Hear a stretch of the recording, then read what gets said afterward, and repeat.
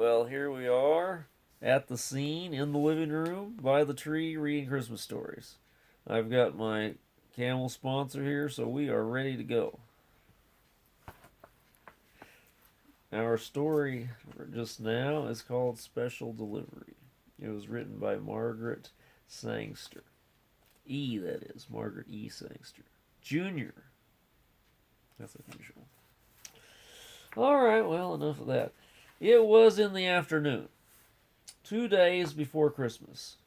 You know, it's a real coincidence. Most of these stories have a similar time of the year going on. Why do you think that is? Weird. Anyway, 2 days before Christmas, that a poor woman wrapped in a shawl and carrying a basket on her arm came to the door of the office where Karen Lansing was employed. The woman hesitated on the threshold, and Karen, glancing up from her typewriter, do you youngsters know what a typewriter is? It's sort of like a computer, except it's mechanical. The keys have things that go on stamped paper. Oh, wait, you don't know what a computer is anymore either. Those are outdated. It's like a phone, except instead of a touchpad, it's got real buttons, and then they're mechanical. Never mind. She was at her typewriter. You could tell it was a few years ago. Karen glanced up from her typewriter, saw that an unmasked eagerness lay across the thin face. Is there anything I can do for you? She queried. The woman stepped hesitatingly over the sill. I've been selling Christmas cards, she told Karen, and I have only 2 packages of them left. I thought maybe you or someone else in this office might need cards. Her voice paused on a questioning note. Karen started to say, but it's too late now to be buying Christmas cards. My cards were bought long ago. They were addressed and in the mail yesterday. She started to say, I'm the only one in the office this afternoon. Everybody's left for the holiday. But before she could answer, she glanced again into the woman's face, and the excuses died on her lips. She read, in the mute appeal of a pair of tired eyes, what this last-minute sale would mean. It would mean the difference between profit and loss, between success and failure, perhaps between hunger and food. So instead she asked, how much are they?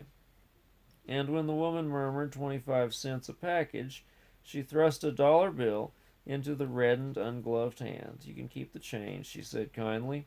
She wanted to add and keep the cards too and resell them, but a proud, aloof quality in the tense, shawl-shrouded face warned her to withhold this last remark. The woman laid the 2 packages on Karen's desk. She murmured a phrase, halfway beneath her breath, that sounded like God bless you. In less time than it takes to tell, the door closed behind her, and Karen was alone. Alone with 2 packages of cards that she didn't need any more than a cat needs 2 tails. Afternoon became late afternoon. Karen finished her typing and tidied her desk and began to close the office. She put on her modish beret. I have no idea what makes a beret modish, but I'm sure it was fashionable. And buttoned her warm cloak and gathered up her handbag. Into the handbag she thrust, in an almost automatic way, the packages of Christmas cards. And then she went home, to the room of a boarding house where she lived. On the way home, she stopped at the florist's to buy a holly wreath to hang on in her window, and a mistletoe spray to put in a vase on her mantel. She purchased also a supply of special delivery stamps. Now, I personally have never used these, but they still existed in my lifetime. I think I heard tell of when they stopped. Maybe it was even before that. I believe they actually made a special run on the instead of the regular pickup time. They made it, at least within urban areas, like they'd make a special direct delivery when they got those stamped letters immediately, almost like courier service or something. They're quite expensive compared to the normal stamps. Anyway, you could look that up and get better details. So she purchased also a supply of special delivery stamps. It's rank extravagance, she mused to herself, but now that I've bought the silly cards, I'll use them. I'll send them somewhere, and the special deliveries will guarantee their arrival before Christmas. It's 2 days to Christmas, so that's pretty good. Send them somewhere. Karen sorted over the cards, and they were very pretty, too. At first could not think of anyone she had neglected. All her friends would receive the messages of greeting that she had sent the day before. A few friends probably had already received them. Her relatives, several cousins, and an aunt or two would receive more substantial remembrances, and so would the two girls who shared her office. Her boss, Karen laughed at as she thought of the stern young man who was her employer. Well, she hadn't sent him a card, or a present either. Perhaps none of his staff would remember him. And yet, why not? He was a human being, though he was a very repressed specimen. And this was Christmas week. Determinedly, she chose the prettiest of the cards, signed her name in the corner of it, and slipped it into the envelope. Just her name. Oh, there you go. That's easy. That's one, she said, and went on with the impromptu addressing. 20 cards had seemed an insurmountable difficulty at the beginning, but when she got started at them, Karen was surprised to discover that there were ever so many people who would be glad for a cordial message. The florist, for instance, from whom she had bought the holly and the mistletoe, the laundress who did her small weekly wash, the landlady of the boarding house, and the lonely old man who sat at the table by himself in the far end of the dining room. Speaking of dining rooms, there was the waitress who served her daily at luncheon in a tea shop in the business district. Luckily, Karen knew the girl's name. Back long enough ago, a person's name and sort of the location seemed to be enough of an address. 20 cards indeed. 6 were disposed of, and with no effort. Karen sent the 7th to the cleaner, who had a dingy shop nearby and did her occasional refurbishing. She sent one to the elevator boy in her office building, and one to the pastor of the great city church where she put in a shy but regular appearance. She sent a card to the pale girl, obviously an invalid, who lived across the street. She'd seen her often in the window, and she'd made a mental note of the name that was engraved upon the copper door plate. That was 10 gone. The last 10 cards weren't quite so easy, but Karen, making a game of it, wrote addresses with a sparkle in her eyes and a flush in her cheeks. There was the young man, brother of a girl she had worked briefly at the desk next to her own. He had taken her to a concert once and had never called again. Perhaps Karen scolded herself because she'd been too self-conscious to ask him to call. There was the butcher who had refused a coin when she went into his shop to buy liver for a stray cat. Then the pastor in the little country church where she had gone as a child. Had he forgotten her? And her first Sunday school teacher, whom she hadn't seen for 12 years. There was the widowed mother of 5 who had purchased the old homestead from her father's small estate, and the boarding house cook who never emerged from the basement. She thought of Mary Kent, a friend from her youth up with whom she had foolishly quarreled 2 years before. Hadn't talked to her for 2 years. I've but one card left, Karen told herself gently. I'll send it to May. Did I say Mary? It was May. An R, slipped in here or there. This is Christmas, and Christmas should be for making up time. 20 cards. They would not have been sent but for a chance impulse of generosity toward an unfortunate woman. Yet when Christmas morning was still new, Karen began to gather in the fruits of that impulse.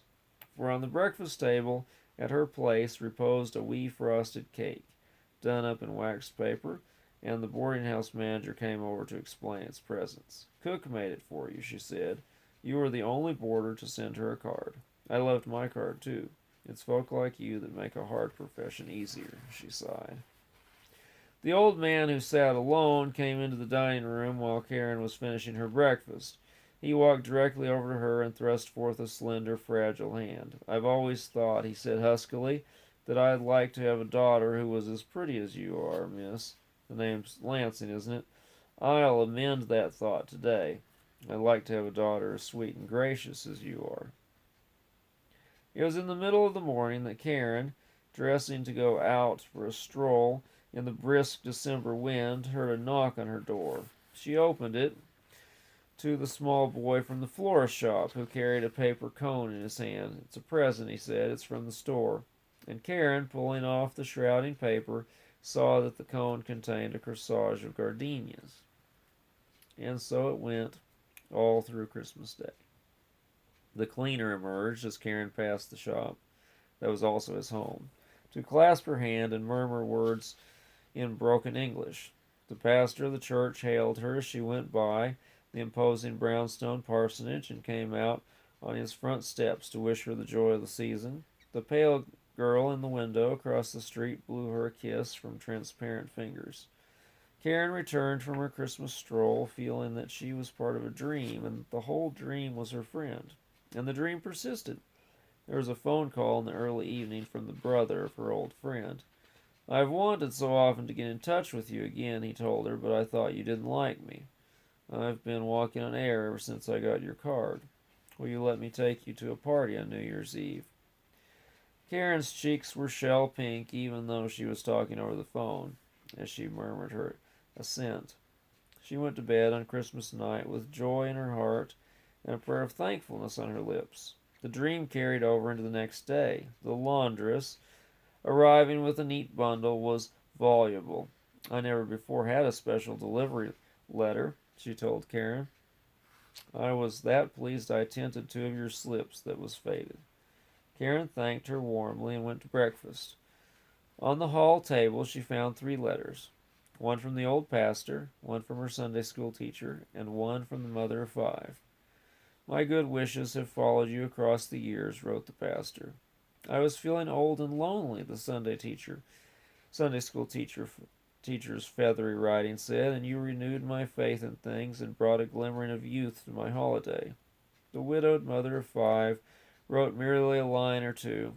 "We have been happy in the home that used to belong to your people. I felt sure you'd be glad to know." Karen, walking to her office, passed the butcher shop. The butcher was opening his door to an early customer, but he shouted, "Anytime you want liver for a cat, you know where to come." And as she went by the tea shop, where she lunched, the waitress, just unlatching shutters, slipped out to say, "You're a darling, miss." Karen laughed and squeezed her hand. And the elevator boy said simply, "That special message meant a lot, Miss Karen." Her eyes were damp. But when her boss met her at the door, shook hands soberly, and blurted out, "You're a peach, Miss Lansing, to remember me," the dampness evaporated, and her eyes were all a smile. It was seeing the smile that made her boss smile suddenly in answer, and Karen knew with a sense of complete surety that her work would be pleasanter from now on, and that the wall of ice between the young man and his staff was destined to melt away. "But why shouldn't I remember you?" she queried. The boss swallowed hard.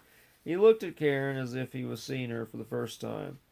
"Oh, yes, there's been a Miss May Kent calling you. She's going to call again later. She said to tell you she'd received your message and knew what it meant, and she could scarcely wait to hear the sound of your voice."